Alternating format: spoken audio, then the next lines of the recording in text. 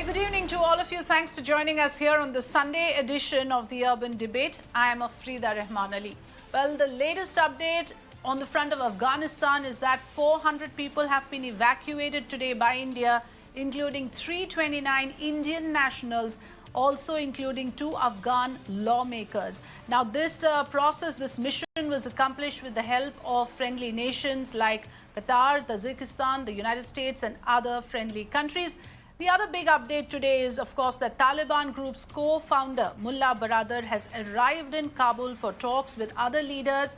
The talks are going on with former Afghan President Hamid Karzai and also Abdullah, one of the important leaders of Afghanistan, a senior leader of the ousted Afghan government. So even as the leaders are now grappling with the current situation, trying to formulate their policies, couple of official statements have already started coming. Talking about the new model of governance, the officials there say that the Afghanistan government will not be a democracy by Western definitions, but will protect everyone's rights. Now, in the backdrop of all these developments, the issue of India's engagement with Taliban is rife, and we continue to ask the imperative questions, the biggest of them, of course, being that what are the greatest risks to India given this change, and how best do we mitigate those risks? With the embassy withdrawn, India has no diplomatic presence now in that country. What should be India's rules of engagement as long as Afghanistan had a government that was backed by the United States? The two countries had a friendly relationship, but now with the Taliban takeover, what changes and what remains the same? That issue must be addressed. Also, many are asking, is it even important to engage with the Taliban? What does India have to lose? What are our stakes in it? And last but not the least, of course, how does India handle Pakistan's leverage over Afghanistan? The memories of the Kandahar hijack still rife. Should India buckle up for big security concerns? Let me welcome 3 most respected voices on diplomacy and strategic partnership joining us this evening. M.K. Bhadrakumar, former diplomat. Pinak Ranjan Chakravarti will join us shortly. He's the former Secretary of Ministry of External Affairs. Also, Maruf Raza, Strategic Affairs expert, joining us on Urban Debate this evening. Very good evening to all of you. Thank you so much for joining us on Mirror Now. My first question to you, Mr. Bhadrakumar, that on one hand, of course, we have heard people say that let's not rush in. Things are is under process. Deliberations are happening even as we speak. Wait for the government formation. Wait for the policies to be adopted by the Taliban government so that we know how to deal with it. But there is this other side that says what is left for imagination. You already know that this is going to be the Islamic Emirate of Afghanistan. They'll follow the Sharia law. Are they going to change their core ideology and their style of functioning, Mr. Bhadrakumar?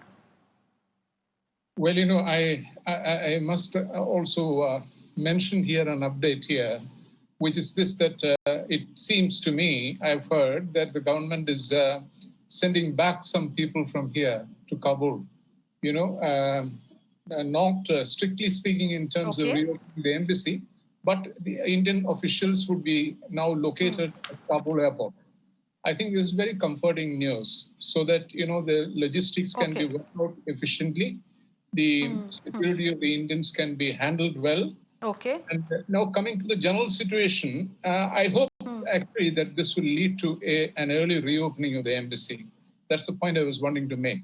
Now, coming to the general overall situation, as you mentioned, a lot of political cogitations are going on in the city. The non-Ghani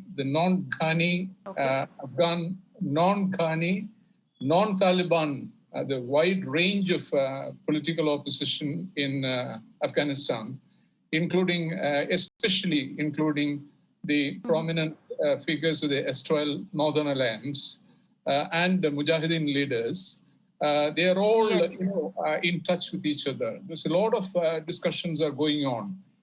Even with regard to this call for a resistance from Panjshir, I believe the Taliban has, the Russian ambassador, at least in Kabul, has told the Russian television, I saw it in the media, that they would like Russia to mediate peace with Panjshir Valley. Now, this is an extremely significant development. It can be a potential game changer because this obviously would include a commitment for power sharing.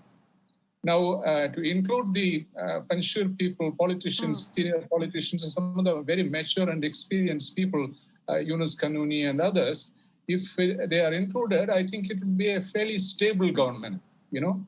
So these are positive things. And the Russian ambassador said that in the last 8 days that he has observed, that the law and order situation leaves no problem there, you know, in the sense that they are managing well enough, even though there is no governmental machinery at work. So if this continues, I have a feeling that by the end of the month, or early next month, the interim government would be formed. And if it can be a broad-based one, representative of various ethnic groups, I think we can expect a fairly good momentum towards a peace process.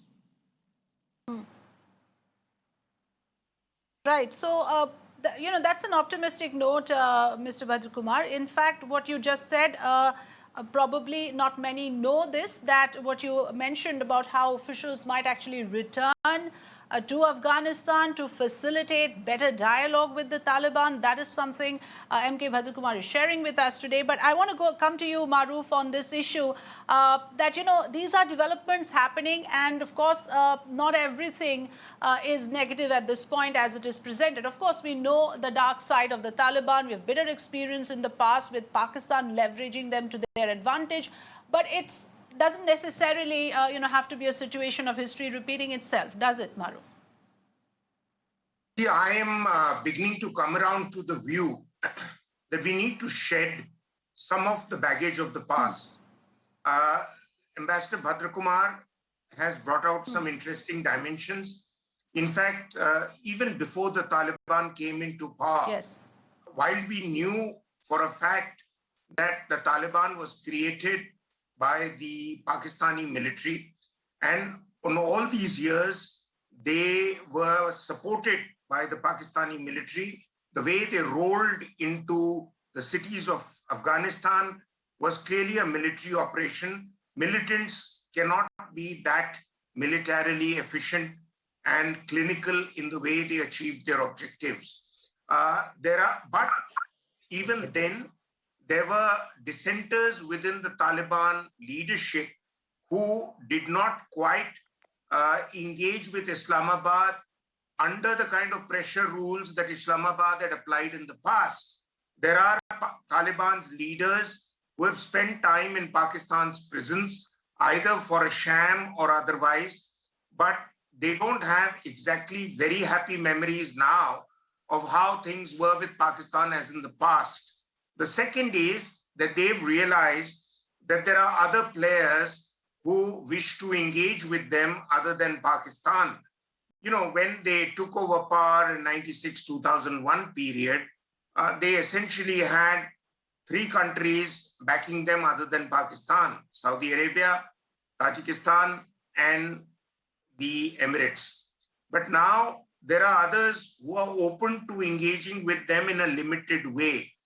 And I'm not suggesting for a moment that India should get ahead of the pack and go in and establish complete diplomatic relations with them, because India has had its reservations about the Taliban in the past and expressed them very openly. Now we have to, therefore, the smart thing is to wait and watch. Nobody's going to give you brownie points for being there first off the mark. But if you get it right in the long haul, history will give you credit. So the other aspect is that who else should India engage with? There are the opportunities and possibilities of India engaging with the counter to the Taliban, that is the people who made up the earlier Northern Alliance. And they are the people who are actually the Tajiks who operate out of the Panjshir Valley, Ahmad Shah Massoud and his clan. Now, there is the possibility of providing some kind of a counter to the Taliban, with Amarullah Saleh, former vice president, now calling himself caretaker president. But I don't think that's going to go down too well, too long. The issue is that, Is that going to help us in our immediate aims? The immediate aim is to get Indian citizens out. The immediate aim Now, this is a new dimension which Ambassador Bhadrakumar pointed out, and Maruf is also highlighting for us the fact that the Northern Alliance is emerging in the picture. The non-Ghani elements are also there in the picture at the moment. An inclusive government, and again, the official term being used is the Taliban-led government is also being used. Mr. Chakrabarti, good evening. I want to ask you that, are you also hopeful that this might be a formation of not just exclusively Taliban leaders, but there might be other stakeholders, which, as we realize now, might be a good thing in the larger picture, which will be an important element in the way the power sharing will happen, which will not rest entirely with the Taliban leadership. Are you getting any such indications, any information that that might be the real picture? Look, we may ultimately have a kind of a transitional government, which they will call as inclusive, by maybe including some people from the previous regimes. But I have no doubt that it will be fully Taliban controlled. I do not think that the policies that these people, let's say Abdullah or even Hamid Karzai or somebody else, some other ministers from the previous government who joined. Now, Ahmad Massoud is also being asked to join, and in terms of having a transitional government. But I don't think that this transitional government will be the real power sharing. I doubt if it is going to. And so I am not very hopeful that this transitional government will be but it will satisfy some people. It will satisfy an international audience. And then Pakistan might say, look, I have delivered, to the US and UK, saying that you created a transitional, but it's going to be a facade. I don't think that we are truly a power sharing arrangement. Okay, Mr. Bhadrakumar, your response to that. Mr. Pinakranjan Chakrabarti not very hopeful that this is going to be a new phase with different, power holders in the formation. Let's also talk briefly about the fact that India has engaged with the Taliban, according to some reports, in a July visit to Doha, which was supposed to be a quiet visit. So there has been some sort of engagement already happening. Which way is this going, Mr. Bhadrakumar? Not everyone is expecting the Taliban to relinquish much of the power that has come under them right now. You see, you have to understand that the bulk of the Afghan population today has no memory of the Taliban regime in the 1990s. It's a very young country. Something like 60 to 70% of the people are youth. And they have had nothing to do with the Taliban. They are, largely impervious to the kind of political Islam that the Taliban represents. Then, despite all the flaws of the US occupation of Afghanistan, the fact is, in terms of social formation, urbanization, and so on, there have been some major changes. It's quite obvious today that I have known this country for something like 30, 40 years. I can say that, I have never seen the society being so very assertive, about and conscious of its rights, the people's prerogatives, and so on, women particularly. And if it is a broad-based government, the important point is this, that, the Taliban will not be able to dictate, the policies. Taliban will not be able to impose on the people when, after all, it's a predominantly Pashtun-based movement. And over 50% of the population is non-Pashtun. That is one thing. And then these other factors which I have mentioned there, media, for instance, I've never seen the Afghan media like this. Probably it is as lively as the Indian media, So these are new features there. And if a crackdown comes, it will upset a whole lot of foreign powers, including, I'm sure, even China, Russia, and others. Because, in the given situation today, Nobody wants there the ascendancy of radical Islam or extremism, because everyone is one way or the other affected by it. Iran can be destabilized, Chechnya, Northern Caucasus, Yes. Xinjiang, Central Asia. So all are stakeholders, and they are all nudging the Taliban in a certain direction. And then most importantly, you must understand that Taliban are also not at a standstill. They have seen the metropolis for the first time. These are village boys, peasants. These are the Talibs, the cadres. They have seen the metropolis. They've been to Oslo. They've been to Moscow so many times, Shanghai, Beijing, Jakarta, Doha, they've been living there. So they've seen it, a different kind of a world, which they never knew in the 1990s. And finally, in the 90s, they were under the thumb of, Saudi Arabia and the UAE. And the Wahhabi faith was, percolating to Afghanistan, completely antithetical to their traditions and their historical flow. It's moderate Islam. It's a deeply observant people, the Afghan people, in Muslim faith. But moderate Muslims, that is what they were. And Taliban is ultimately, now that they have liberated, this is important. Liberated themselves from the Saudi clutches. And in the recent years, none of their delegations have visited that country. And they make it a point to underline this, that they have dissociated themselves. This is a deviant belief, Wahhabism, as far as an Afghan is concerned.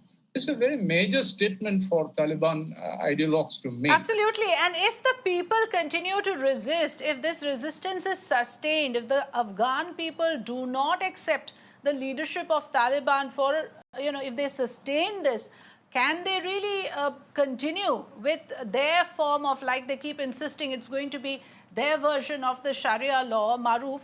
Also, the other points made by Ambassador right now on the issue of how, this ascendancy of radical Islam is not good for anybody. So there will be international forces also that will play its role. And last but not the least, what Ambassador Bhadrakumar says about Taliban themselves having this international exposure, engaging with world leaders. And this is a new Afghanistan this time around. How is India relevant in all of this, Maruf? The first is the issue about what is the Taliban like now as against to what they were 20 years ago.